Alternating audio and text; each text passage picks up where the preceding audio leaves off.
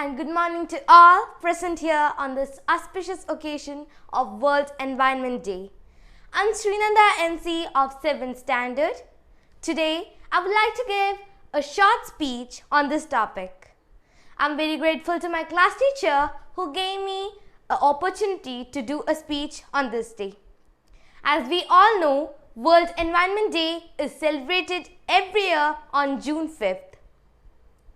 This day was established in 1972 by the United Nations General Assembly, and for the first time in the year 1973, this day was celebrated in the aim of taking positive steps to protect the nature from polluting the earth. We have reached the brink of ending extinct of important species.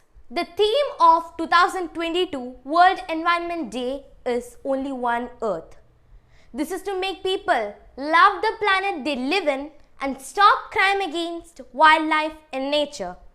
To solve this big problem, to make a better future in Earth, it's necessary for all of us to protect our Mother Nature. So I hope all of you understood the importance of this day and will celebrate this day not only on June 5th but each and every day. Thank you.